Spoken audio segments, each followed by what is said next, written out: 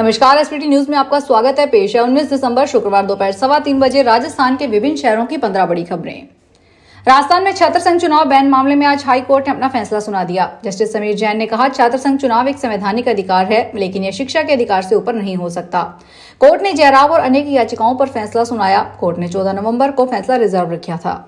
सरकार ने कहा था कि राष्ट्रीय शिक्षा नीति लागू होने के कारण प्रदेश में छात्र संघ चुनाव करवाना फिलहाल संभव नहीं है। हाईकोर्ट ने याचिकाओं को निस्तारित करते हुए राज्य सरकार को निर्देश दिए कि वे छात्र संघ चुनाव के लिए कोई नीति बनाए। वहीं चुनाव आयोग को भी निर्देश दिए कि प्रदेश के कॉलेजों में लोकसभा और विधानसभा से संबंधित चुनाव कार्य नहीं करवाएं।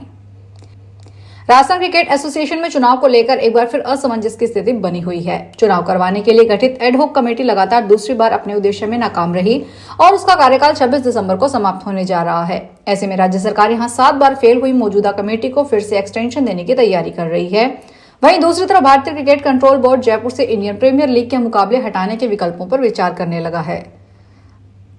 जैसलमेर में मौसम के मिजाज ने अचानक करवट बदल ली है। कड़ाके की ठंड की उम्मीद लगाए बैठे लोगों को अब दिसंबर के महीने में भी दोपहर के समय गर्मी का एहसास हो रहा है। जैसलमेर का अधिकतम तापमान 29 डिग्री दर्ज किया गया है, जो सामान्य से 4.5 डिग्री अधिक है। मौसम में इस तरह अचानक यू टर्न ने पिछले दिनों छाए घने कोहरे और सर्दी के असर को पूरी तरह गायब कर दिया। मौसम विभाग की माने तो लगातार सक्रिय हो रहे पश्चिमी विक्षोभ के कारण उत्तर से आने वाली सर्द हवाएं रुक गई है। इसी वजह से तापमान में बढ़ोतरी दर्ज की जा रही है। चूरू जिले के रतननगर थाना क्षेत्र के गांव धोदलिया में आज शुक्रवार सुबह खेत में सरसों की फसल के बीच छिपकर बैठे एक लेपर्ड ने 2 युवकों पर हमला कर दिया। हमले में एक युवक के सिर में गंभीर चोट आई है। घायल युवकों को तुरंत डीबी अस्पताल पहुंचाया गया, जहां उनका इलाज चल रहा है। राजस्थान में जिला परिषद, पंचायत समिति और ग्राम पंचायतों के पुनर्गठन व पुनर्सीमांकन के बाद अब वार्डों के गठन की प्रक्रिया शुरू हो गई है।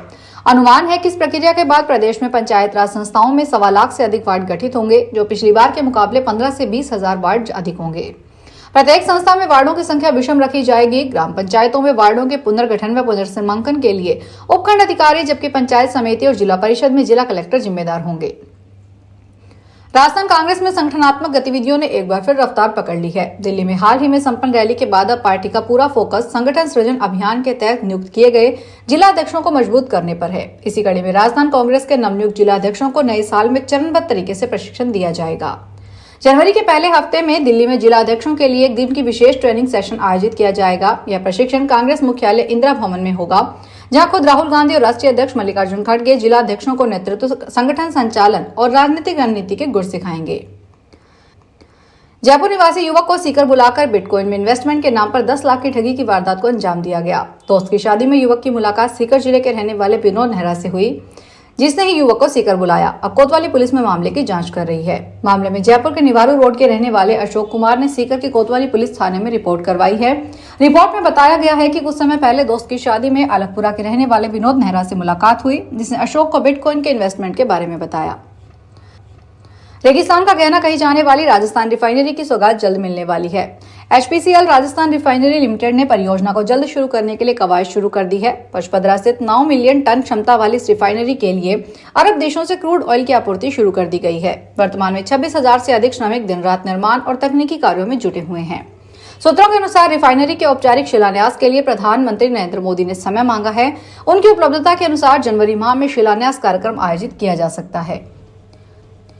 अमेरिका में काम कर रहे और वहां नौकरी की तैयारी कर रहे भारतीयों के लिए मुश्किलें लगातार बढ़ती जा रही है। H1B वीजा और उससे जुड़े H4 वीजा के इंटरव्यू अक्टूबर 2026 तक टाल दिए जाने से हजारों भारतीय आवेदक असमंजस में फंस गए हैं। लंबे इंतजार के कारण कई लोगों की नौकरियां, करियर और पारिवारिक जीवन पर सीधा असर पड़ रहा है। जानकारी के अनुसार अमेरिका में काम करने के लिए जिन भारतीयों ने H1 वीजा और परिवार के सदस्यों के लिए H4 वीजा का आवेदन किया था, उनकी इंटरव्यू तारीखें बार बार आगे बढ़ाई जा रही है। हिमाचल प्रदेश के लाहौल स्पीति जिला के शिंकुला दर्रा में ताजा हिमपात दर्ज किया गया है। रोहतांग में भी बर्फ के हल्के फाहे गिरे। शिंकुला में 2 सेंटीमीटर तक ताजा स्नोफॉल दर्ज किया गया है। देश भर में मनाली पहुंच रहे टूरिस्ट शिंकुला पहुंचकर बर्फ के बीच अटखेलियां कर रहे हैं।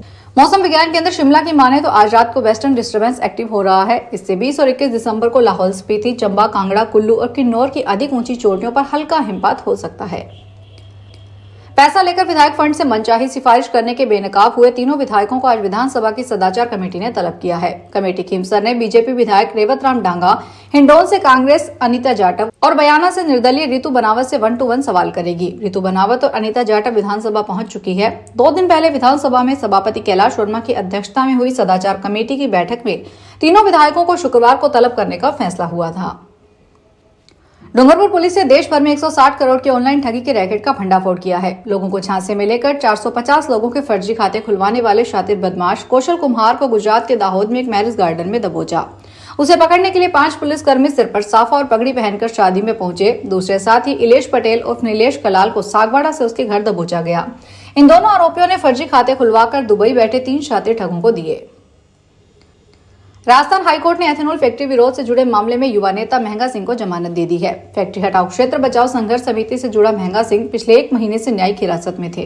उन पर नाकाबंदी तोड़ने, राजकार्य में बाधा डालने और जानलेवा हमले जैसे आरोप लगाए गए थे। जमानत मिलने के बाद महंगा सिंह टिब्बी स्थित श्री गुरुद्वारा सिंह सभा पहुंचे, जहां बड़ी संख्या में लोगों ने उनका स्वागत किया। इस अवसर पर महंगा सिंह ने घोषणा की कि एथेनॉल फैक्ट्री हटाए जाने तक आंदोलन जारी रहेगा।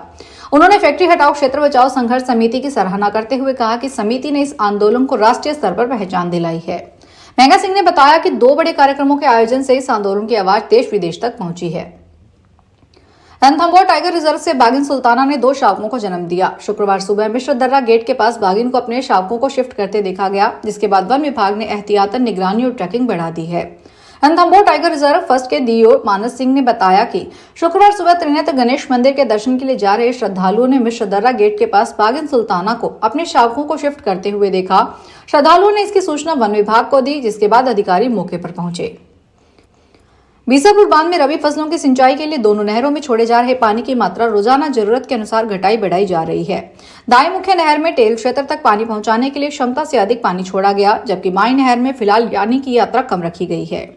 बीसलपुर बांध से रबी फसलों की सिंचाई के लिए दोनों नहरों में पानी छोड़ा जा रहा है। फिलहाल दोनों नहरों में उनकी भराव क्षमता के मुकाबले औसतन करीब 90% पानी चल रहा है। बांध प्रबंधन का मानना है कि इससे टेल क्षेत्र में किसानों को भी पर्याप्त पानी मिल सकेगा। फिलहाल इस बुलेटिन में इतना ही, फिर हाजिर होंगे बड़ी खबरों के साथ। अगर आप भी अपने आसपास की छोटी बड़ी और महत्वपूर्ण खबरों से अपडेट रहना चाहते हैं तो सब्सक्राइब कीजिए हमारे चैनल एसपीटी न्यूज को और प्रेस कीजिए बेल आइकन पर।